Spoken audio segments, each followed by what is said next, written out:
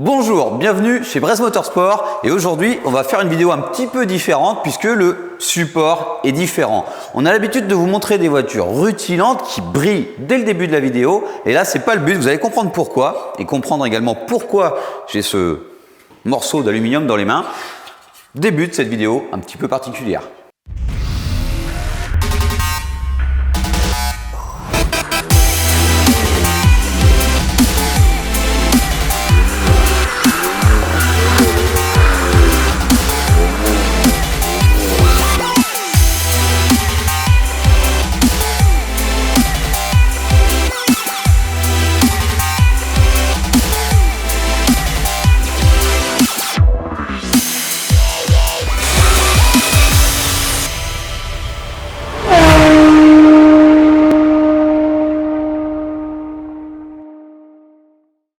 En effet, cette voiture est une voiture qui a fait beaucoup de drift. Elle a aujourd'hui 100 000 km au compteur, mais on va dire qu'elle a bien roulé dans des conditions qui sont assez contraignantes pour le véhicule. Donc je vous parlais un petit peu de l'état, puisque vous avez vu des vidéos sur lesquelles on fait du drift à l'Oheac, puisque cette voiture roulait à l'Oheac en école de conduite et de pilotage. Et ben ça salit beaucoup les voitures puisqu'on mouille la piste pour dégrader l'adhérence et forcément ça génère un petit peu de salissure de boue. Et ce pont, vous allez le voir sur la vidéo, quand on va lever la voiture, est dans un état... Allez, je vous laisse la surprise. Ça, c'est une chose. On va parler de pièces de remplacement, mais on va aussi faire de l'entretien et du préventif avec ce petit kit pignon. On va vous faire un plan qui sauve les S55 et N55 qui sont moins problématiques, mais il faut savoir que les moteurs de M2, M3, M4 en S55, je le répète, ont un problème de distribution. On l'a déjà abordé dans les vidéos, mais aujourd'hui, on va le monter et on va vous montrer comment on arrive à sauver les moteurs avec cette petite pièce qui ne vaut pas si cher et qui s'installe en 2-3 heures. Je vous présente un petit peu les pièces puisque ça ne va pas consister seulement, allez, le mot on va le dire, c'est pas un sauvetage, mais on va dire que c'est une remise en état, à niveau de cette voiture qui était destinée à une école de conduite. Donc le but c'était de rouler, et maintenant cette voiture va faire un petit peu les choses différemment. Donc on va upgrader, comme d'habitude, les voitures avec cette pièce de pont. Il y a beaucoup de contraintes sur le train arrière puisque ces voitures font énormément de couple, et donc on va installer cette pièce. On vous la présentera. Ensuite, dans la partie optimisation, on va prendre ça, c'est une charge pipe qui va être accompagnée de filtres air BMC. Forcément, on va y mettre 2-3 éléments supplémentaires pour pouvoir fiabiliser et optimiser. Pour aborder le passif de cette voiture, on va aborder quelque chose d'assez particulier et d'assez rare puisque vous le savez, on optimise, comme je l'ai dit tout à l'heure, les voitures de manière générale pour augmenter la fiabilité et les performances. Là, la voiture avait été dégradée puisqu'en école de pilotage, pour limiter un petit peu peut-être la casse sur la piste puisque ça peut éviter une petite part d'accident, mais également pour la fiabilité du moteur, d'où le sujet du kit pignon, puisque la voiture avait été tout simplement bridée à 5000 tours minute, ce qui fait que c'est un peu frustrant. Et dans cette remise à niveau, du coup, on va réinjecter un programme d'origine. On aurait pu mettre un stage 1 ou un stage 2, mais déjà passer d'une voiture bridée à une voiture d'origine qui marchera très bien pour faire du drift, puisqu'elle va continuer à faire du drift, mais aussi du track day, on va utiliser notre outil de reprogrammation pour remettre la voiture à un état d'origine. Parce qu'il faut savoir qu'ici, chez Bresse Motorsport, on peut faire du stage 1, du stage 2 et plus, mais on peut aussi remettre la voiture d'origine.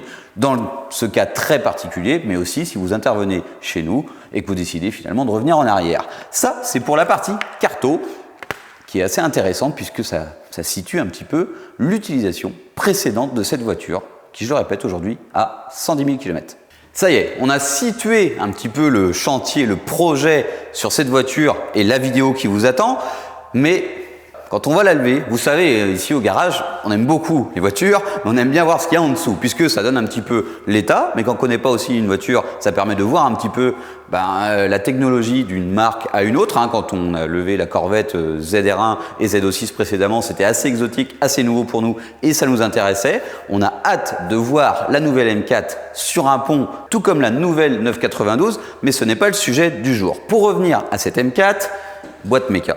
Boîte méca pour faire du drift, c'est très bien. Ensuite, c'est une phase 1 assez basique et je pense que pour faire ce qu'elle a à faire, c'est très bien. Puisque comme vous l'avez vu, la voiture est sale, elle est abîmée mais c'est pas grave, c'est que des choses qui peuvent revenir en arrière, pas d'accident, pas de choc, etc.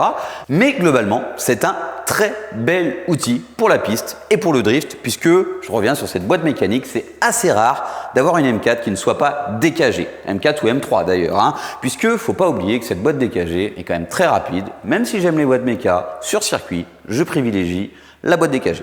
Commençons à vous présenter un petit peu le projet, tout en gardant le meilleur pour la fin. Juste là, vous avez l'habitude, le moteur S55 avec sa barre en carbone. On voit qu'une M4 c'est une voiture récente avec quand même une technologie qui est quand même sympa. Faut pas oublier que la G80 ou 82 dont on vient de parler vient tout juste de sortir. Le kit pignon, c'est la première chose qu'on va aborder et ça se situe juste en bas du moteur. Ce sera plus facile une fois que ce sera démonté, on reviendra dessus. Les charge pipes sont les éléments que vous voyez dépasser juste ici derrière le couvre-culasse qui vont à l'intercolleur. Donc ça, c'est aussi une forme de fiabilité puisque ça a tendance à casser puisque cet élément est en plastique. Et là, on est en alu. Vous pourrez voir la vidéo de la M4 CS sur laquelle on ajoute un échangeur CSF.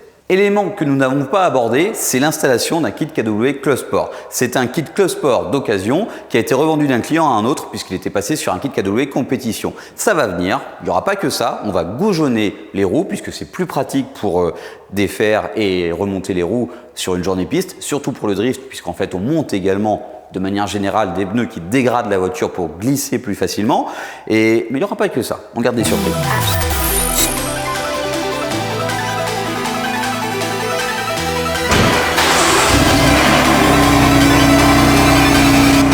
Alors attention, on n'est pas là pour critiquer la voiture, ni l'achat de cette voiture qui a été fait en connaissance de cause, mais le drift à grosse dose, ça donne ça.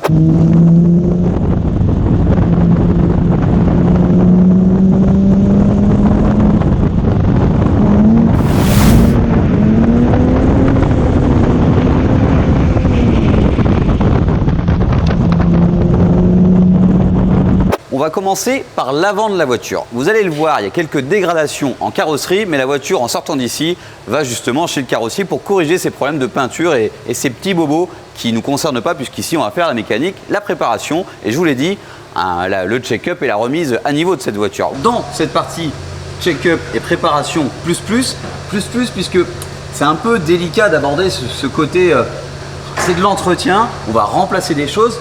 Bref, vous allez le voir. Ici, le radiateur est complètement obstrué par la boue que la voiture a pu croiser sur la piste en drift. Et ça, c'est qu'une partie. Vous voyez le radiateur ici, ça va faire partie du nettoyage. Puisque, bon, bref, les trains roulants sont très sales, mais ça, c'est pas un problème de fonctionnement, puisque forcément, ce radiateur, avec autant de gadou, ça refroidit moins bien. On va passer sur le radiateur d'huile qui se situe juste là. Et cet effet banane, c'est pas l'origine. Normalement, le radiateur est complètement plat, mais quand je dis plat, c'est plat dans ce sens et plat de manière horizontale par rapport à la voiture. Et là, vous le voyez, toutes les ailettes sont complètement pliées, bouchées. Et ça, franchement, pour le refroidissement du moteur, puisque là, c'est l'huile moteur qui passe dans ce radiateur, forcément, c'est pas bon. Et vous allez voir, on a une petite surprise pour cette partie, pour que ça ne se reproduise pas, puisque cette voiture va continuer à faire du drift. On va y installer une protection. Donc voilà globalement pour la partie avant. Vous voyez toute cette gadoue et ces petits éléments plastiques qui sont abîmés. Oh, c'est fou, ce radiateur, je le découvre en même temps que vous. Je ne pense pas que l'air puisse passer au travers. Donc ça, on va remplacer ces petits éléments et on va passer sur l'arrière de la voiture. Pour parler de la partie préparation, la voiture est déjà équipée d'une ligne BMW M Performance 2 de Ritavia et on va apporter nos KW dont on parlait tout à l'heure. Clou du spectacle, puisque n'importe qui, vous allez le voir, c'est assez impressionnant, le pont. Le pont de cette voiture, vous le voyez, a pris quand même très cher. On ne parle pas du fonctionnement du différentiel et des internes, puisqu'il n'y a pas de fuite, il n'y a pas de jeu, mais c'est un peu le problème des BMW M4, puisque même au Nord, dans le carrousel, on est beaucoup sujet à abîmer cette pièce. Et là, forcément, avec tous les vibreurs qu'elle a pu prendre dans le bon et le mauvais sens, il lui manque un paquet d'ailettes. Vous le voyez là, il manque 3 ailettes. Ici, elles sont vraiment pas belles. Les graviers coincés entre les deux. Vous avez vu la pièce d'origine tout à l'heure. C'est pas tout à fait la même chose quand même.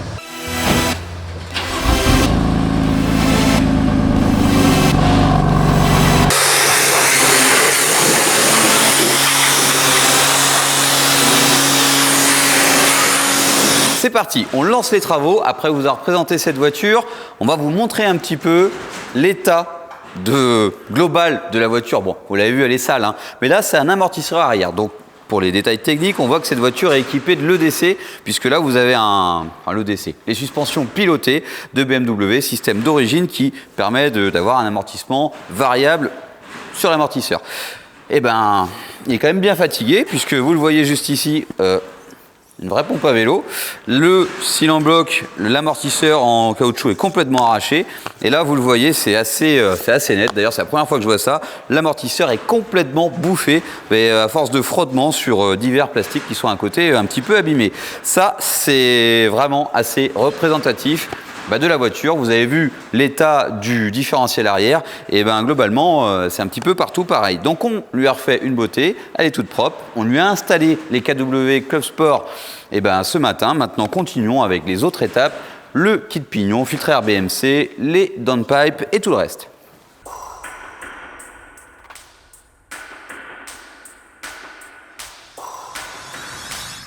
Alors juste là, on a le deuxième amortisseur arrière qui est l'arrière gauche, qui est plutôt abîmé en termes de caoutchouc, mais qui fonctionne encore un petit peu. Vous le voyez, il est dur à enfoncer et il remonte. Juste ici, on vous présente le deuxième amortisseur que je vous ai montré à l'instant. Il s'enfonce très bien et il remonte absolument pas, sauf si on lui force la main. Donc bon, voilà, c'est bien fatigué. Dans cette partie de la préparation, on a aussi parlé fiabilité pour ce S55 qui est le moteur des M3, M4 et M2 compétition. Juste en bas se trouve la poulie dumper, la poulie qui est au bout du vilebrequin.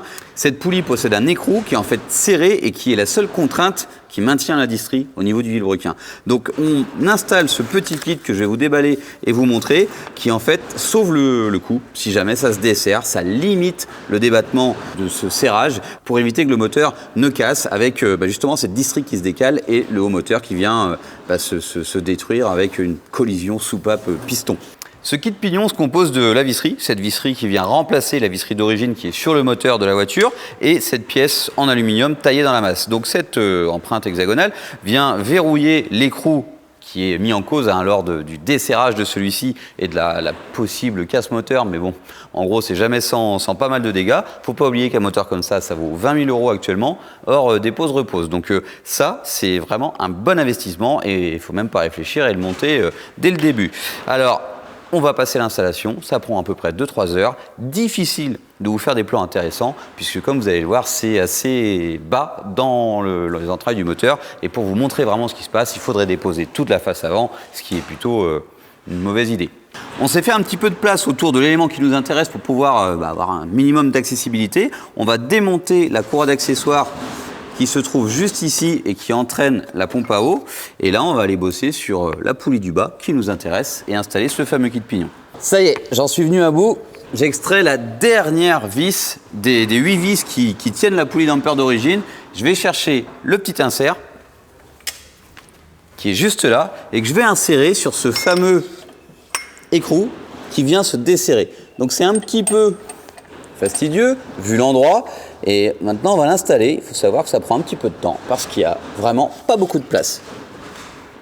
Bon, comme vous le voyez, on a pris un petit peu de place par-dessous en fait pour pouvoir accéder à la poulie dumper, puisque ce radiateur, comme vous l'avez observé, il est de toute beauté. Et vu qu'on va le remplacer, on s'est fait un petit peu de place de ce côté-là. Bon, c'est guère mieux que dessus, mais ça le fait.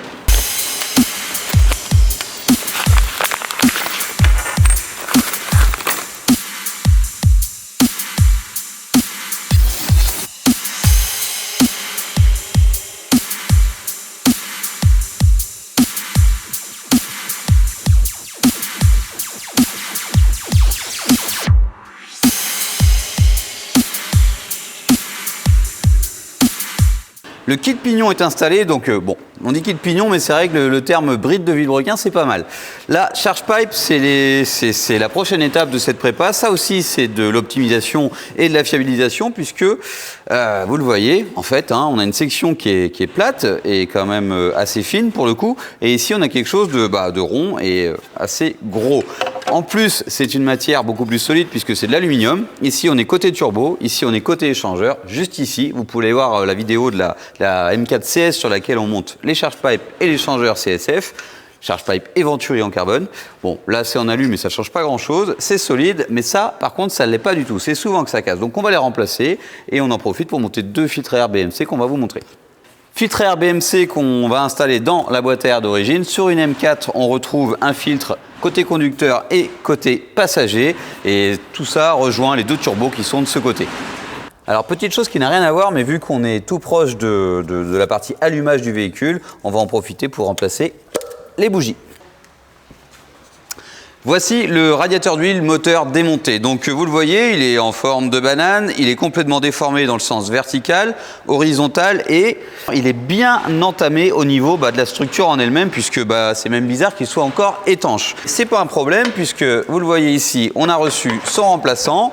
Ce qu'il faut savoir, c'est que la partie du côté stocke de l'huile, entre les deux, on a ces petits faisceaux dans lesquels passe également l'huile moteur et ces petites alvéoles, en fait, c'est pour le refroidissement. Et quand elles sont pliées, comme vous l'avez vu sur l'autre radiateur, ça refroidit plus du tout. Donc ça va aller vachement mieux, on l'installe et ça, c'est le début de la deuxième partie du chantier de cette M4.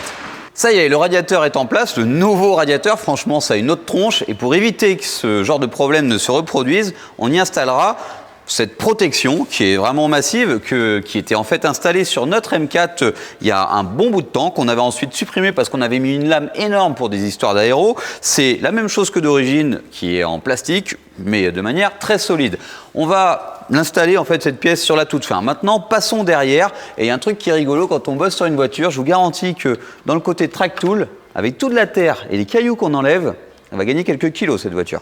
À l'arrière, vous l'avez vu, on a quelque chose de très abîmé. C'est le carter qui est juste là. Vous le voyez, à côté de ce carter, on a des éléments, des supports de pont et de berceau arrière. On va y venir. Mais tout d'abord, regardez ce nouveau carter et comparez l'ancien. C'est pas du tout le même. Vous voyez que celui-ci a des ailettes partout et pas plié. C'est normal. On va en profiter pour changer aussi les bouchons et le capteur qui est fourni avec. Alors pour parler justement de ces bouchons, forcément c'est pour la vidange et le remplissage du pont et à l'arrière, pour la petite histoire, c'est un capteur de température qui nous permet de savoir quelle température d'huile nous avons dans ce différentiel arrière qui est piloté par un petit moteur électrique juste là-haut. On va essayer de vous le montrer pendant la vidéo, mais ça c'est tout nouveau sur les BMW M. Avant on n'avait pas ce genre de petit moteur électrique qui sert au tarage du différentiel.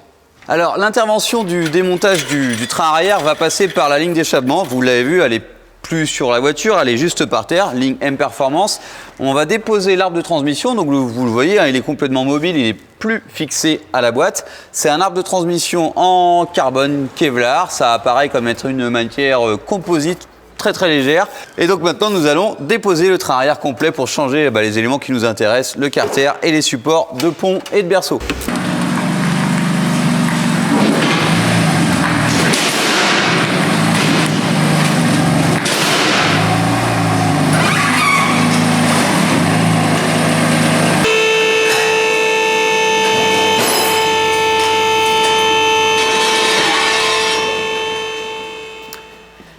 Ça y est, la voiture est remontée. Donc vous voyez ici le carter du pont qui est complètement défoncé, il n'y a pas d'autre mot, et ce radiateur d'huile moteur qui est guère mieux. Donc si la voiture est désormais sur le pont, ça veut dire que la partie mécanique concernant ces pièces est faite, et aussi la première partie de la vidéo qui concernait l'admission et les charge pipes ainsi que l'entretien du véhicule et le kit pignon. Si nous sommes à nouveau sur le pont 4 colonnes, c'est bon signe, ça veut dire que on va pouvoir vous montrer un petit peu les modifications en place et c'est surtout qu'on va pouvoir faire du setup châssis, puisque dans cette vidéo il y a également l'installation des KW Closport, un kit qui est principalement orienté piste. Quand on parle piste, on parle réglage, et là la voiture est réglée, hauteur de caisse, carrossage, parallélisme. On va essayer de faire un truc aux petits oignons pour que le client profite de sa voiture et aille bien plus vite sur circuit, mais également que la voiture soit plus stable, puisque vous avez vu l'amortisseur arrière était complètement foutu, et à mon avis pour piloter la voiture il fallait se battre de manière plus importante qu'avec une voiture bien réglée.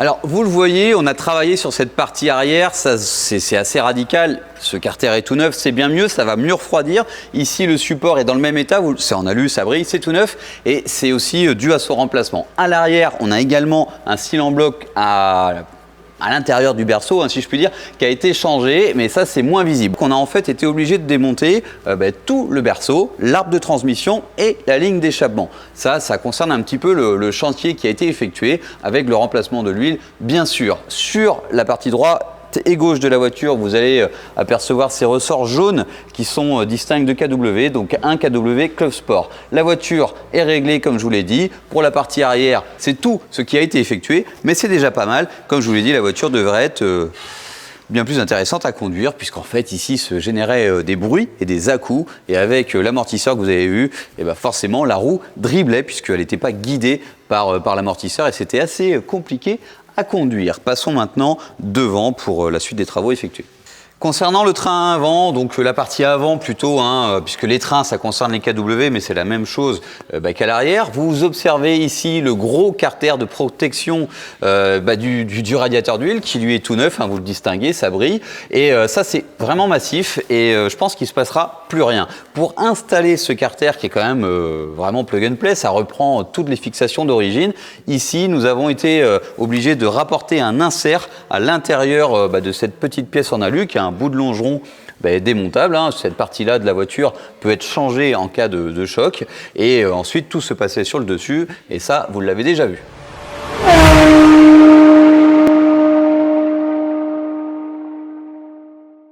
Alors là, je pense que vous allez assister à l'essai en fait le plus court de l'essai routier, le plus court de l'histoire de nos vidéos. C'est qu'en fait, cette voiture, ne faisant que du drift, est arrivée avec des pneus en très mauvais état, ce qui va complètement nous empêcher de faire une petite route sympa, essayer de voir si la voiture a un comportement adapté au circuit. Mais en fait, c'est pas grave, puisque une M4 ou une M3, une BMW boîte méca, vous le savez, je suis pro PDK.